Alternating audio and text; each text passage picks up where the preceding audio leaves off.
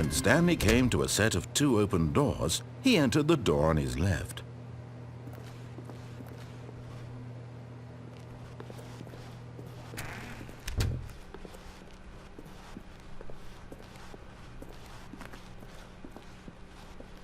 Yet there was not a single person here either. Feeling a wave of disbelief, Stanley decided to go up to his boss's office. Coming to a staircase, Stanley walked upstairs to his boss's office.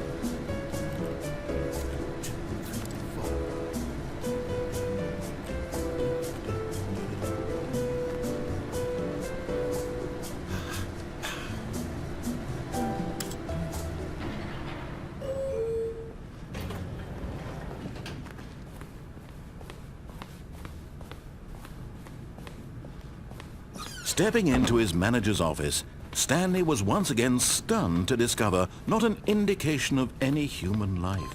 What could it mean? Stanley wondered aloud to nobody. He began wildly tearing through papers on the boss's desk, pulling books off the shelf, looking behind paintings, desperate for clues to his situation. But his attention was caught by a keypad behind the boss's desk. What could its purpose be? In fact, this keypad guarded the terrible secret that lay buried below his feet. And so the boss had assigned it an extra secret PIN number, 2845.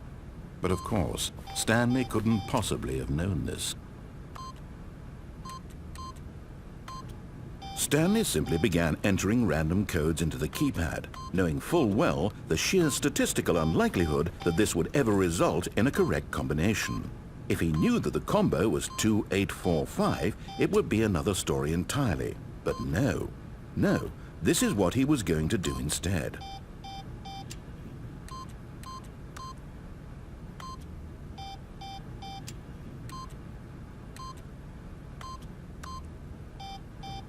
Stanley just sat around twiddling his thumbs.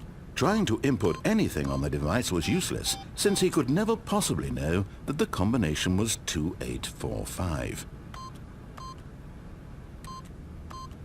Yet incredibly, by simply pushing random buttons on the keypad, Stanley happened to input the correct code by sheer luck. Amazing. He stepped into the newly opened passageway.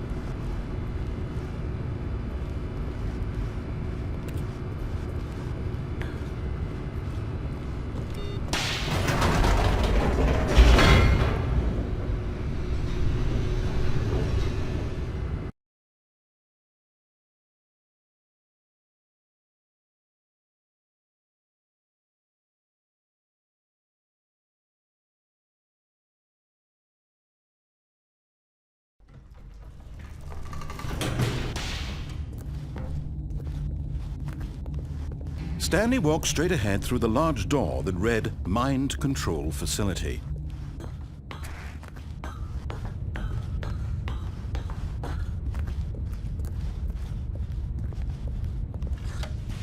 The lights rose on an enormous room packed with television screens. What horrible secret did this place hold? Stanley thought to himself.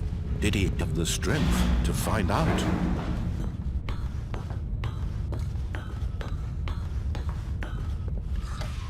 Now the monitors jumped to life, their true nature revealed. Each bore the number of an employee in the building, Stanley's co-workers. The lives of so many individuals reduced to images on a screen, and Stanley, one of them, eternally monitored in this place where freedom meant nothing.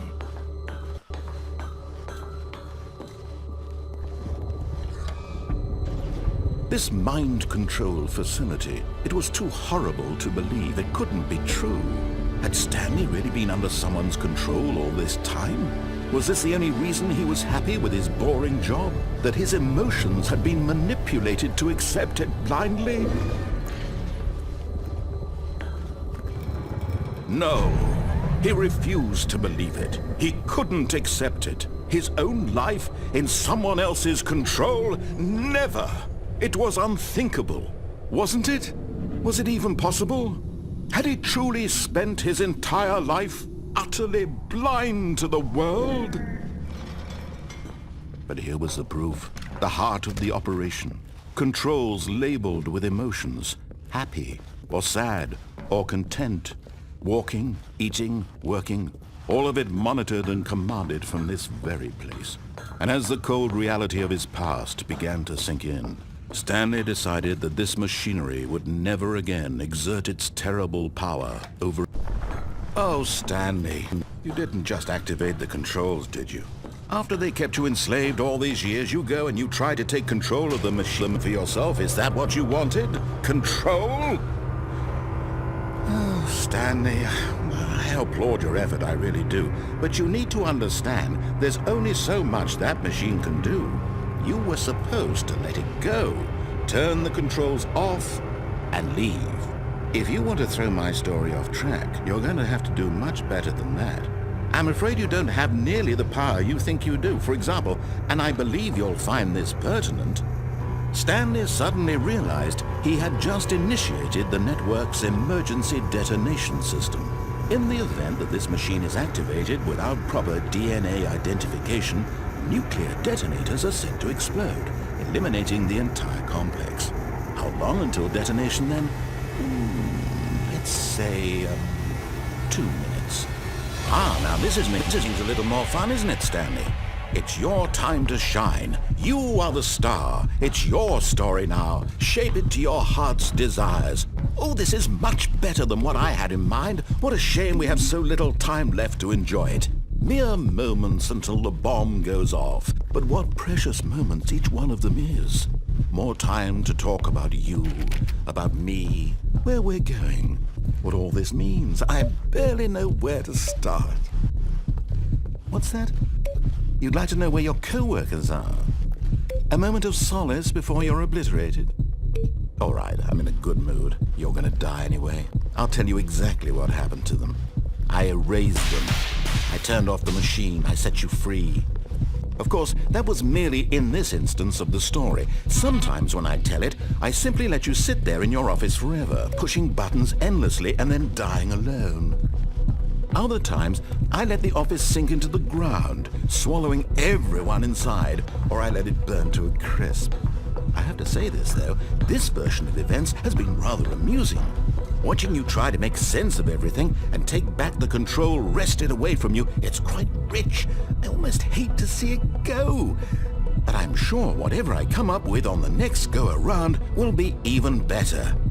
My goodness, only 34 seconds left. But I'm enjoying this so much. You know what? To hell with it. I'm going to put some extra time on the clock, why not? These are precious additional seconds, Stanley. Time doesn't grow on trees. Oh dear me, what's the matter, Stanley? Is it that you have no idea where you're going or what you're supposed to be doing right now? Or did you just assume when you saw that timer that something in this room was capable of turning it off? I mean, look at you. Running from button to button, screen to screen, clicking on every little thing in this room. These numbered buttons, no, these colored ones. Or maybe this big red button, or this door. Everything, anything, something here will save me. Why would you think that, Stanley? That this video game can be beaten? Won? Solved? Do you have any idea what your purpose in this place is? Stanley, You're in for quite a disappointment. But here's a spoiler for you. That timer isn't a catalyst to keep the action moving along.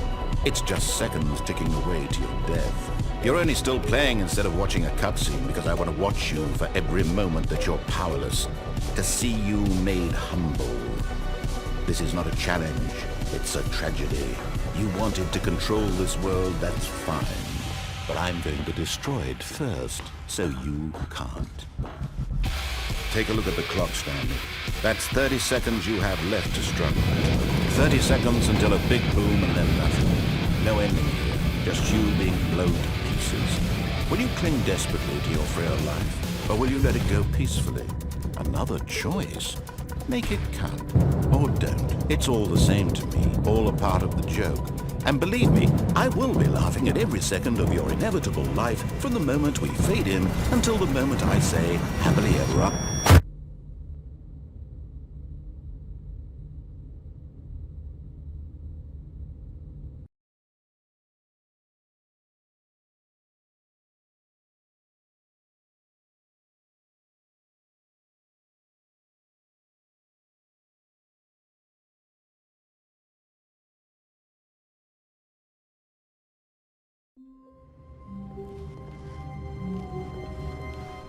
All of his co-workers were gone.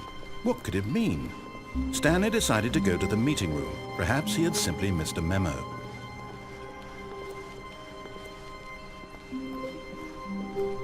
When Stanley came to a set of 2 open doors, he entered the door on his left.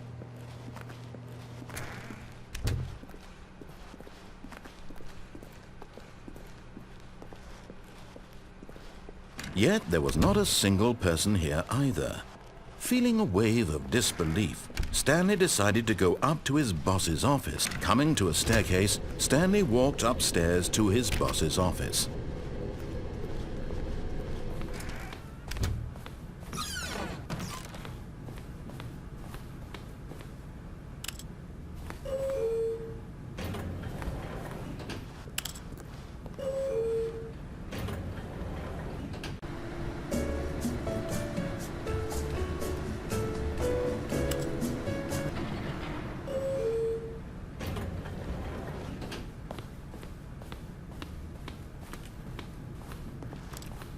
The moment he entered his manager's office, Stanley froze in his tracks. Not a living soul anywhere. Stanley was in such a rush to get through the story as quickly as possible, he didn't even have a single minute to just let the narrator talk. That kind of anxiety isn't healthy, so he relaxed for a few moments with some calming New Age music.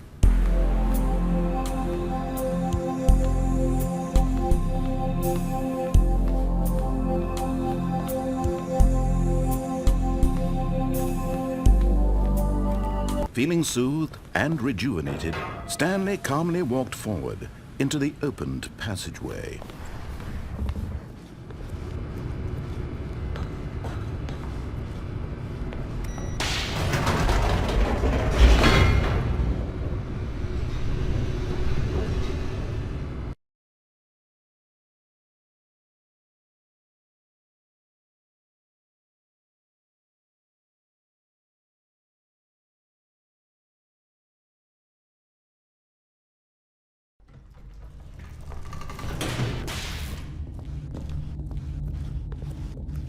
Stanley walked straight ahead through the large door that read Mind Control Facility.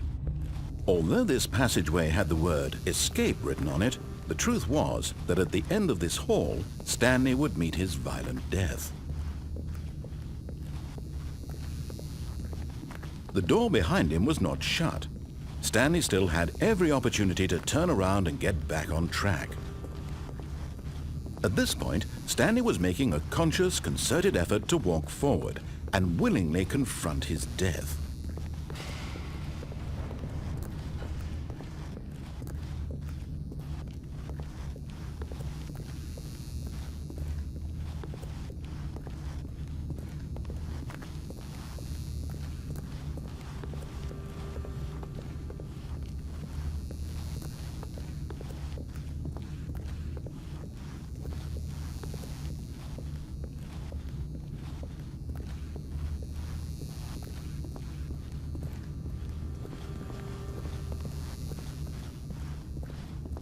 But of course, Stanley thought better of it and realized he simply had too much to live for. Nope, still on board with death?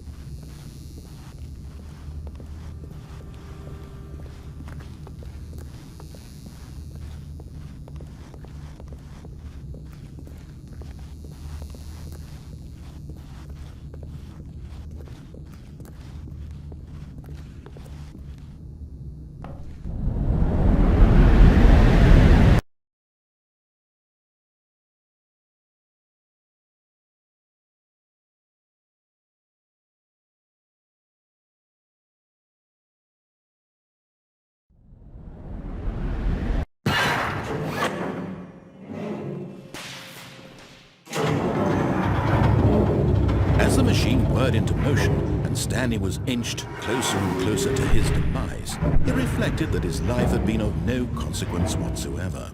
Stanley can't see the bigger picture. He doesn't know the real story, trapped forever in his narrow vision of what this world is. Perhaps his death was of no great loss, like plucking the eyeballs from a blind man. So he resigned and willingly accepted this violent end to his brief and shallow life. Farewell, Stanley.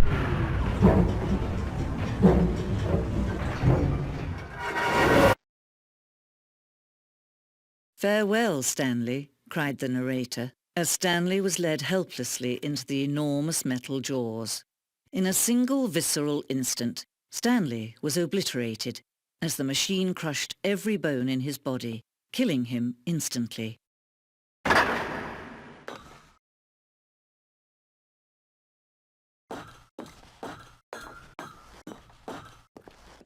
And yet it would be just a few minutes before Stanley would restart the game, back in his office, as alive as ever. What exactly did the narrator think he was going to accomplish? When every path you can walk has been created for you long in advance, death becomes meaningless, making life the same. Do you see now? Do you see that Stanley was already dead from the moment he hit start?